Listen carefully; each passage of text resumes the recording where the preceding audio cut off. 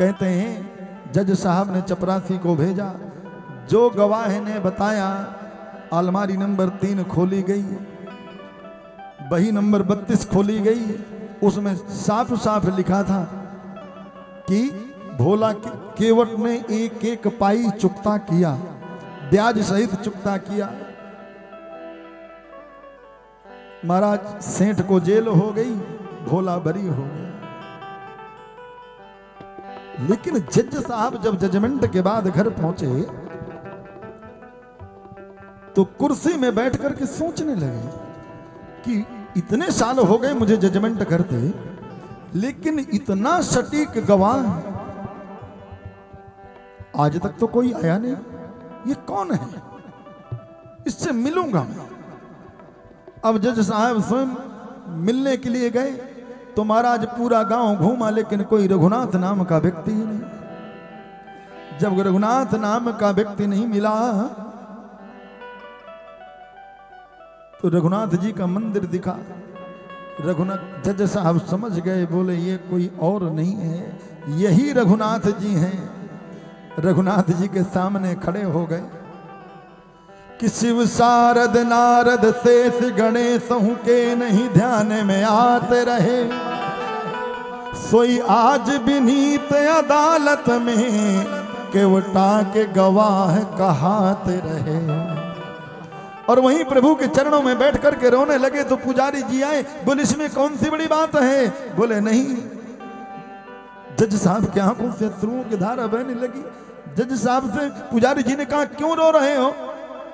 जज साहब बोले मुझे इस बात का गम नहीं है कि भगवान गवाह बन करके आए, मुझे इस बात का दुख नहीं है। मुझे तो दुख इस बात का है कि सुख दो क्यों दर्द दियो को भयो, सुख दो क्यों दर्द दियो को भयो, दुख नाहिन जो तज जाते रहे, कुर्सी पे बना जज बैठा रहा, जगदीश खड़े के खड़े ही रहे।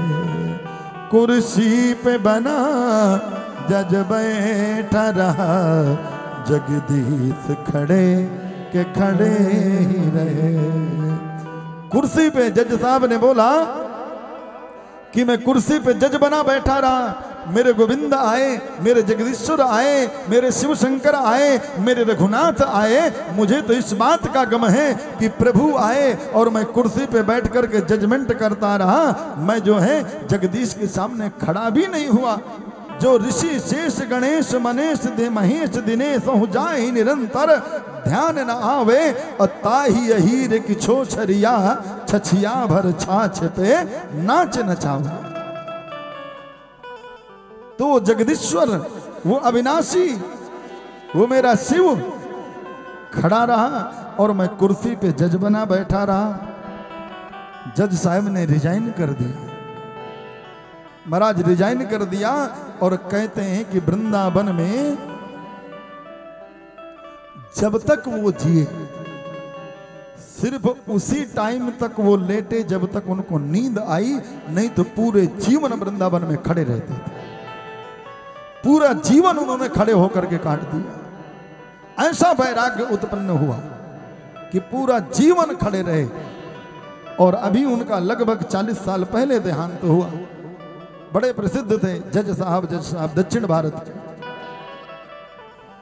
तो महाराज प्रेमित प्रगट हो ये मैं जाना, वो प्रेम से, वो शिव शंकर है, वो अवधरदानी है, वो आशुतोष है, वो महाकाल है, वो कालों का काल है। तो वो तो सिर्फ एक लोटे जल से प्रसन्न हो जाता है, कुछ नहीं चाहिए, मात्र प्रेम से उसे एक लोटा जल समर्पित कर दो। तो बोलो ना ओम नमः शिवाय। क्योंकि हमने आंगन नहीं बुहारा, मन का मैल नहीं है धोया, और कैसे आएंगे भगवान, कैसे आएंगे भगवान, कैसे आएंगे भोलेनाथ, कैसे आएंगे भोले राम। तो वो कब मिलेगा? जब अनन्यता होगी भक्ति से। वो वेद पढ़ने से मिलेगा जरूरी नहीं है। वो सुबह 4 बजे उठ करके नहाने से मिलेगा जरूरी नहीं है। वो दिन में 4 बार मंदिर जाने से मिलेगा कन्फर्म नहीं है। वो बहुत फूल चढ़ाने से मिलेगा कन्फर्म नहीं है। बहुत बड़ी प्रॉपर्टी दान कर देने से, बहुत बड़ा भंडारा कर देने से वो प्राप्त होगा ये कन्फर्म नहीं है। लेकिन वो जल चढ़े, 1 लोटा प्रेम का जल चढ़ाने से मिलेगा, प्राप्त होगा, ये बिल्कुल कन्फर्म है। इसलिए माई बाप शिव कथा का तत्व तो यही है और शिव महापुराण की कथा यही है कि प्रेम से 1 लोटा जो शिव को अर्पित करता है वो अभयदानी है, वो अवधरदानी है, वो खुश हो करके। लेकिन जब जल चढ़ाएं तो थोड़ा सा ध्यान रहे कि जिधर जलहरी उत्तर की ओर रहती है तो आप दक्षिण मुख करके और उत्तर की ओर जो जलहरी रहती है वहां खड़े होकर के भोले बाबा को जल अर्पित करें तो भोले बाबा और जल्दी प्रसन्न होते हैं। अब बताओ, सब लोग दक्षिण दिशा को खराब मानते हैं कि नहीं? कोई जल्दी दक्षिण दिशा का मकान नहीं लेता। लेकिन वो ऐसा आशुतोष है, ऐसा औढ़रदानी है कि वो कहता है तू पूर्व में खड़ा होकर दक्षिण की ओर देख के जल चढ़ा, मैं तुझे अभय आशीर्वाद प्रदान करूं। तो जिनको दुनिया ठुकरा देती है, जिनको दुनिया स्वीकार नहीं करती, उसको मेरे भोले बाबा अपने सिर पे धारण करके रखते हैं। तो बोलना हर हर महादेव, तो फिर हर हर महादेव तो घर घर महादेव। एक बार मां पार्वती ने भोले बाबा के नेत्रों को बंद किया, भोले बाबा के पसीना आ गया नेत्रों से और उससे एक पुत्र उत्पन्न हुआ जिसको कहते हैं अंधक। अंधक का भी भोले बाबा ने उद्धार किया। शुक्राचार्य जी को मृत संजीवनी, क्योंकि जब देवासुर संग्राम हुआ तो महाराज अब देवता लोग राक्षसों को मार देते, तो शुक्राचार्य जी मृत संजीवनी के द्वारा उनको जीवित कर देते। शुक्राचार्य को भोले बाबा लील भी गए थे, एक बार खा भी गए थे। तो शुक्राचार्य जी को भोले बाबा ने मृत संजीवनी मंत्र, बताओ मृत संजीवनी मंत्र कौन कौन जानता है? कथा तो खूब सुनते हो।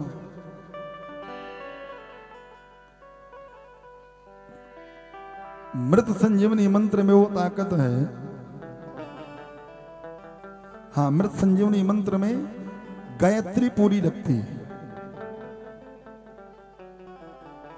जिसको चाहिए हम लिख के दे देंगे, बोलने से तो किसी को याद नहीं होगा क्योंकि उसका प्रणव अलग लगता है, फिर सर्ग विसर्ग बहुत बड़ा मंत्र बन जाता है। जैसे ओम भूर्भुवः, फिर त्र्यंबकम यजामहे, फिर स्वाहा, फिर सुगंधिम, ऐसे करके बीच में काट काट करके पूरा मंत्र बनाया जाता है।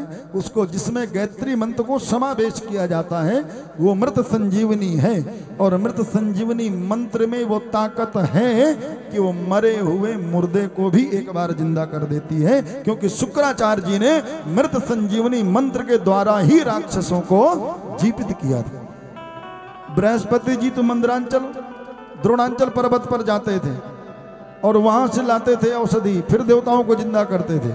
लेकिन शुक्राचार्य के पास शिव की शक्ति थी, तो शुक्राचार्य मृत संजीवनी के द्वारा जो है राक्षसों को जीवित करते थे। शिव ने मीन रूप से, मेरे भोले बाबा ने 5 रूप धारण किया। तत्पुरुष अघोर,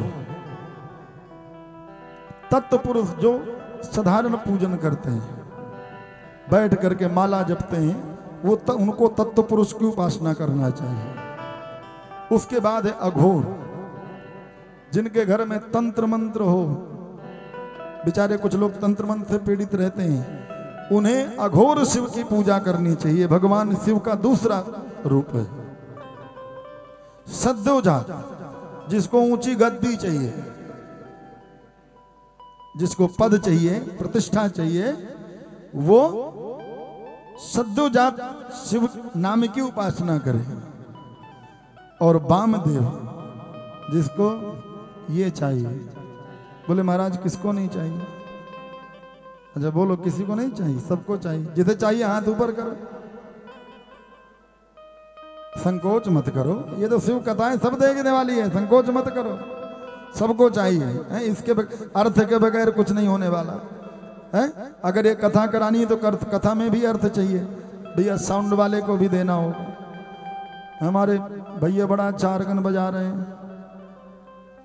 हैं कुलदीप जी, लेकिन अब इनके भी तो परिवार है और तो कोई दूसरा काम करते नहीं। नारायण जी हमारे बैंजो बड़ा सुंदर बजाते हैं, हमारे मोहित भैया हैं तबला बड़ा सुंदर बजाते हैं, रोहित जी हैं, तो बच्चे तो इनके भी हैं, परिवार तो इनके भी है, टेंट वाले भैया हैं। तो भैया कथा के लिए भी अर्थ चाहिए। अरे भाई प्रसाद बांटना है तो प्रसाद के लिए अर्थ तो चाहिए। तो जिसको अर्थ चाहिए, जिसको ये चाहिए, वो वामदेव शिव की उपासना करे। और बोले जो चाहता है कि मेरे परिवार का वर्धन हो, मेरा परिवार बहुत बड़ा बने, मेरे परिवार का नाम हो, तो वो बोले ईशान रूप की पूजा करें। बोले ईशान रूप क्या है? बोले ब्रह्मा जी को विष्णु जी ने कह दिया कि जाओ सृष्टि की रचना करो, लेकिन अब सृष्टि की रचना तब करें ना जब मैथुनी शक्ति हो।